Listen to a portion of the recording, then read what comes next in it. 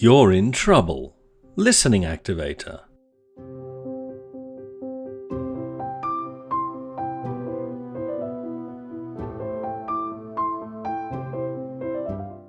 Listen to the anecdote.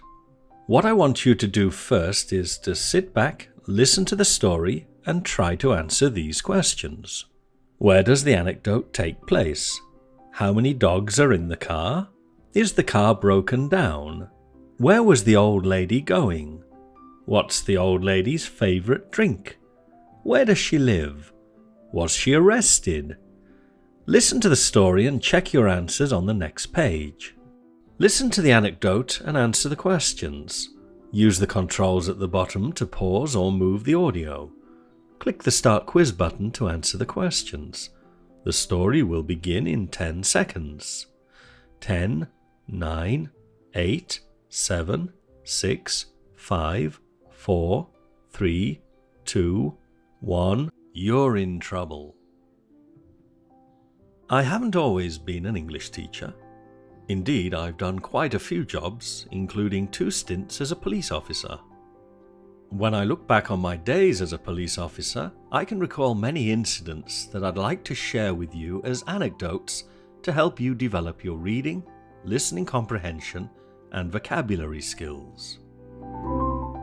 Today's anecdote is about an incident I dealt with while working on my beat in the small village of St. Martin's in Shropshire, England. I was, at the time, the village policeman and spent my days driving around my beat in my trusty old Land Rover. It was a very sleepy village, and exciting incidents were few and far between. I should warn you that the incident I'm about to relate to you is not particularly exciting. Nevertheless, it's certainly one incident in my policing career that I shall never forget. I was driving down the main road towards the village of St. Martin's when I saw a car stopped on the roundabout near the entrance to the village. There was little traffic on the roads, and I positioned my Land Rover behind the car and switched on the blue lights. As I approached the car, I saw that it contained an elderly lady and a small dog. I walked up to the driver's door and tapped gently on the window to draw the driver's attention. The elderly lady looked up at me, a look of exasperation on her face, and wound down the window. "Good afternoon, madam," I said, not feeling the need to introduce myself as a police officer on account of the rather obvious uniform I was wearing. "What seems to be the problem?" "I can't get it to start," moaned the old lady. "But your car is running, madam," said I over the sound of the revving engine. "But I can't get it into gear," protested the lady, her dog yapping excitedly behind her as if in support. "Perhaps if you get out of the vehicle I can take a look at the problem for you, madam," I suggested.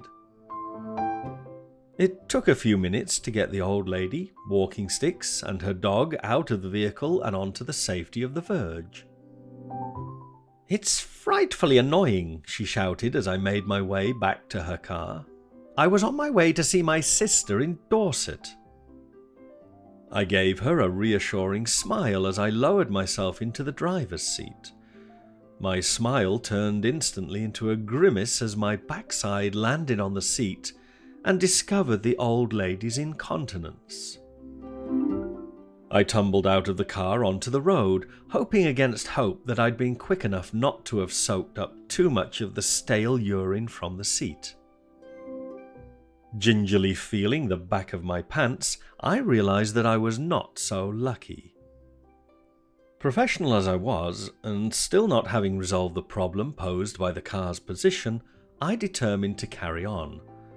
I returned to my police vehicle and found a large black plastic bag which I placed on the old lady's car seat, fully aware that I was closing the stable door after the horse had bolted. I soon confirmed that the car was in perfect working order, unlike the old lady. Half a mile or so down the road to the village was a garage, and I suggested that the old lady drive herself there, where the mechanic could check her car out before she continued on her way to Dorset. I would, I promised, follow behind to make sure that she got to the garage safely. The elderly lady revved the car alarmingly, crunched through the gears until she found one low enough to begin moving, and kangarooed towards the village. It was apparent that whatever gear she'd initially selected would suffice all the way to Dorset, though her car was unlikely to exceed even the lowest of speed limits. Travelling behind with all my warning lights flashing, I became increasingly concerned that the old lady had little or no conception of lane discipline. She weaved slowly from her lane into the opposite lane. Luckily, there was no other traffic on the road, but such a situation was unlikely to be sustained. Then, when a vehicle travelling in the opposite direction was forced to mount the verge and almost hit a lamppost, I determined that enough was enough and that Dorset was a mere pipe dream. I switched on my sirens and flashed my headlights, signalling for the old lady to pull over to the side of the road. She continued on regardless, and I was eventually forced to overtake, pull in front of her, and use my Land Rover to bring her vehicle to a halt. As I fought to stop her, I radioed for some assistance. 2 other officers eventually arrived, and I explained what had happened. Needless to say, I was the one who had to drive the old lady's car back to her house, while the old lady followed in the police car, and the other officer followed in my Land Rover. We arrived at the old lady's rather grand house in the adjacent village just across the border in North Wales. While driving, I noticed that there were several empty gin bottles on the floor of the car, as well as a half-empty bottle in the driver's door. I began to suspect that the elderly lady might not actually be in a fit state to drive. My suspicions were confirmed when the officer who transported the lady home in his vehicle said, "She's completely soused." We entered the house and found numerous empty bottles of gin scattered around the place. "Have you perhaps had a drink, madam?" I asked, as the old lady collapsed onto a leather Chesterfield sofa. The old lady giggled and said, "Don't be ridiculous. I'm just rather old, that's all. I shall be 90 next week." Drink driving is obviously a very serious offence, and one which would normally have led to immediate arrest. Turning up at the police station with a 90-year-old offender, however, wasn't going to earn me any smarty points with the sergeant. Plus, there was another, more pressing task that I had to perform. I still needed a new pair of underpants and trousers. "You're in no fit state to drive, madam," I told the old lady. "Not now nor in the future. I am therefore going to speak to your doctor in order to revoke your driving license." I was as good as my word. I spoke to the old lady's doctor, and he told me that he'd revoked her driving license 10 years previously because of her alcoholism. I submitted my report of the incident and no further action was taken. As the lady lived in a different police area, North Wales, we informed the local police officer of the incident and left it to him to monitor the situation. I later heard that she had, several times, brought the whole village to a standstill by getting herself, her car, and her dog stuck in the middle of the road. No action was ever taken against her, and she died a year or 2 later.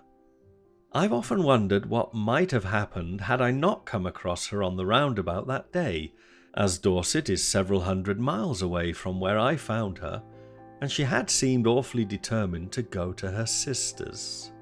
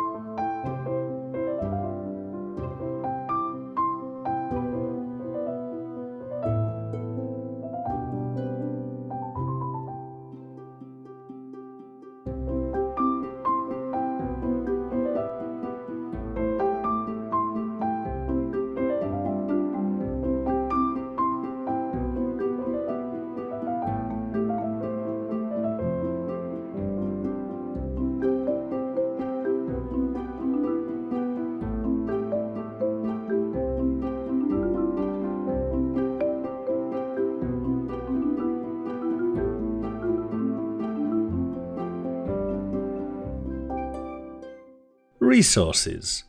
Don't forget to check the resources link at the top left. You'll find an MP3 recording of the anecdote. You'll find a PDF typescript of the anecdote.